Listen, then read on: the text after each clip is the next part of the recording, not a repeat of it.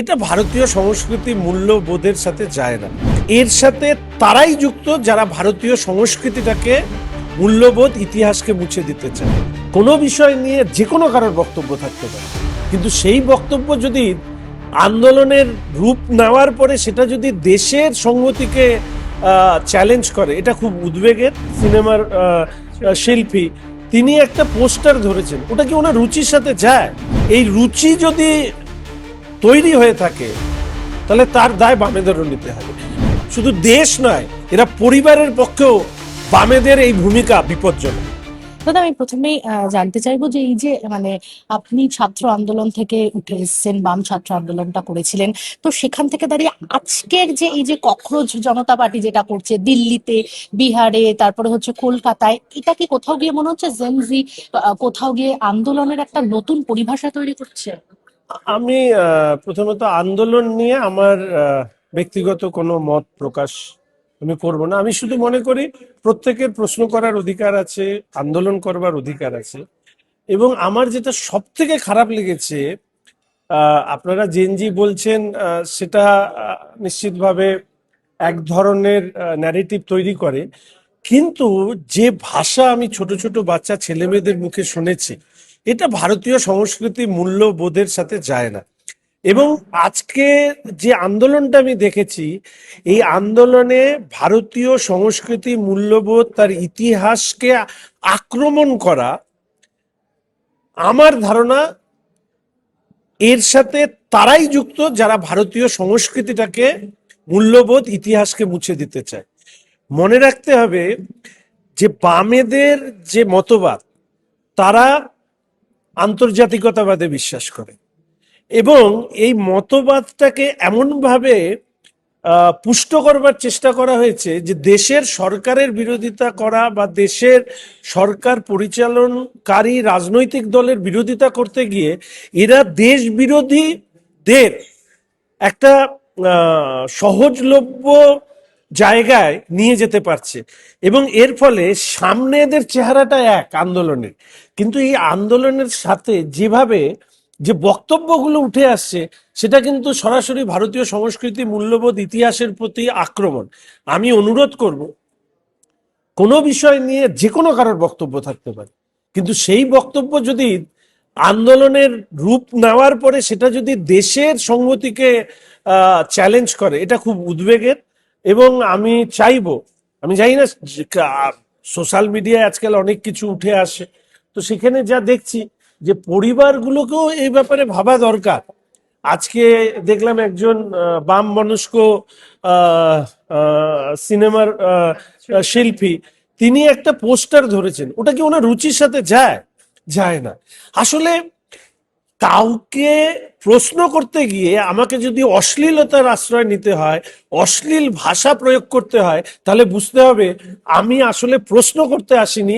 আমার ভেতরে জমে থাকা বিভিন্ন ধরনের না পাওয়ার প্রত্যাশা, কোথাও হেরে যাওয়ার কারণ, কোথাও নিজেকে প্রতিষ্ঠিত না করতে পারা, এই সবটাই একটা যন্ত্রণা হিসাবে সেটা এই আন্দোলনের মধ্যে গিয়ে নিজেকে প্রকাশ করবার চেষ্টা। শ্রীলেখা মিত্রের কথা তুললেনি, তখন প্রশ্ন করতে হয় যে তিনি এখন বলছেন যে রোদ চশমা নাকি তিনি পড়েছিলেন, সেই জন্য ভালো করে দেখতে পারেনি। মানে কোথাও গিয়ে কি এড়িয়ে যাওয়া বা গ্রেফতার হওয়ার ভয়ে আমি সে আইনের মতন নেবে, আমি ওনাকে নিয়ে কোনো বলতে চাই না, ওনার নামও নিইনি ওই জন্য। কিন্তু দুর্ভাগ্যবশত এরা সমাজে নিজেদের আইকন হিসাবে প্রতিষ্ঠা করতে চায়। কার দ্বারা প্রভাবিত হচ্ছে? একজন একজন সমাজের মধ্যে প্রতিষ্ঠা অর্জন করার পরে তিনি সমাজকে কি বার্তা দিন, তার ছেলেমেয়েরা বা তার পরিবারের কেউ আছে কিনা আমি জানি না, তো তারা কি বার্তা পেল? যে বাচ্চারা দেশের সর্বোচ্চ পদাধিকারীকে যে ভাষায় কথা বলেছেন, আমি একসময় বাম আন্দোলনের সাথে, একসময় না প্রায় 2-3 দশক আমি করেছি। এই রুচি যদি তৈরি হয়ে থাকে তাহলে তার দায় বামেদেরও নিতে হবে। বামরা নিজেদের অস্তিত্ব হারিয়ে একটা আন্দোলনের সাথে নিজেদেরকে যুক্ত করে তারা নিজেদেরকে রাজনৈতিক প্রতিষ্ঠা পাওয়ার চেষ্টা করছে, কিন্তু যে রুচি এই আন্দোলন সামনে নিয়ে আসলো, দিল্লি হোক বা আমার ডরিনা ক্রসিং এ হোক, আমি বলছি পশ্চিমবঙ্গের মানুষের এদের সম্পর্কে সাবধান সতর্ক থাকতে হবে। শুধু দেশ নয়, এরা পরিবারের পক্ষেও বামেদের এই ভূমিকা বিপজ্জনক। শুধু এই রুচির কথাই বলতে বলতে গেলে আরো বলতে হয় কি যে এই যে আমরা দেখলাম যে শ্রমিক লাহিড়ী আপনাদেরই নেতা, আপনার একসময় নেতা ছিল, তিনি নাকি সাংবাদিকদের মার খেতে দেখে শ্রমিকদা একসময় ওনার বক্তব্য শুনতাম, মোহিত হয়ে শুনতাম। ব্যক্তি মানুষ হিসাবে ওনাকে নিশ্চয়ই সম্মান এখন করতাম, বলাটা উচিত কিনা আমি জানি না, কিন্তু ওনার সাথে আমার দীর্ঘদিন যোগাযোগ নেই।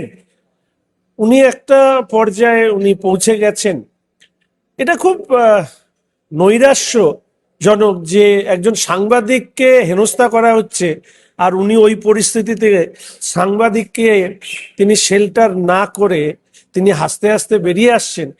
এতে বামেদের যে আমি জানি না চরিত্র বলা উচিত হবে কিনা, সেটা সাম্প্রতিককালে আমি রাজনৈতিকভাবে ভীষণ সবসময় আমি মনে করি হিংসা সন্ত্রাস এগুলো কোনো অবস্থাতেই এটাকে প্রশ্রয় দেওয়া উচিত না। এর মধ্যেও একটি ঘটনায় একজন সাংবাদিক বন্ধু আমার বিরোধী মনোভাব, মানে যার প্রতি আমার নিজের ব্যক্তিগত বিরোধিতা আছে, কিন্তু তাকেও বাঁচানোর চেষ্টা করেছেন। That should be the spirit of our society. যা দেখলাম, অনেকে আন্দোলন আন্দোলন ইত্যাদি নিয়ে কথা বলছে, কিন্তু আন্দোলনের যে নৈরাশ্যজনক চিত্র ছোট ছোট করে ফুটে উঠেছে, সেটা সমাজের মনে হয় আরো গভীর চিন্তন দরকার। এইটা আন্দোলনের আঁচ যেভাবে মানে এই ছড়িয়ে পড়ছে, সেক্ষেত্রে ধর্মেন্দ্র প্রধান শিক্ষামন্ত্রী, তাকেও ইস্তফা দিতে হলো, মানে এটা কোন পর্যায়ে গিয়ে? আমার মনে হয় এই আন্দোলন নিয়ে ইতিমধ্যেই আমার পার্টির পক্ষ থেকে সর্বোচ্চ নেতৃত্ব তাদের প্রতিক্রিয়া দিয়েছে। ব্যক্তিগতভাবে আমার আলাদা করে প্রতিক্রিয়া দেওয়ার কোনো প্রয়োজন আছে বলে মনে করি না। এমনকি ধর্মেন্দ্র প্রধান মহাশয় তিনিও বলেছেন যে এই পুরো পরিস্থিতিতে তিনি কতটা দুঃখী। তার কাজ এই সময়কালে সংস্কার, শিক্ষা জগতে ইত্যাদি ইত্যাদি, এবং যখন এই প্রশ্ন ফাঁসের বিষয়, সেখানে দ্রুত হস্তক্ষেপ, দ্বিতীয়বার পরীক্ষা নেওয়া, সবটাই ফল প্রকাশ হওয়া, সবটা হওয়ার পরেও এই আন্দোলন ঘনীভূত হওয়ার পেছনে রাজনৈতিকভাবে যারা পরাজিত হয়েছিল তারা এই আন্দোলনটাকে ধরে নিজেদের রাজনৈতিক অস্তিত্ব প্রকাশ করবার চেষ্টা করেছে বলে আমি ব্যক্তিগতভাবে মনে করি।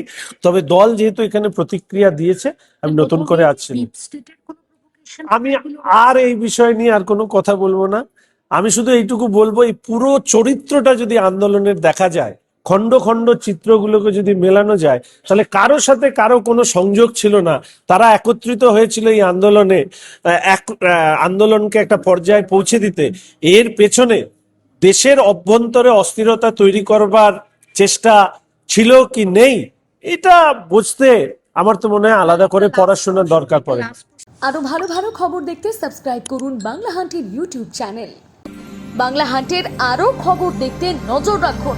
বাংলা খবর মানেই বাংলা হান্ট।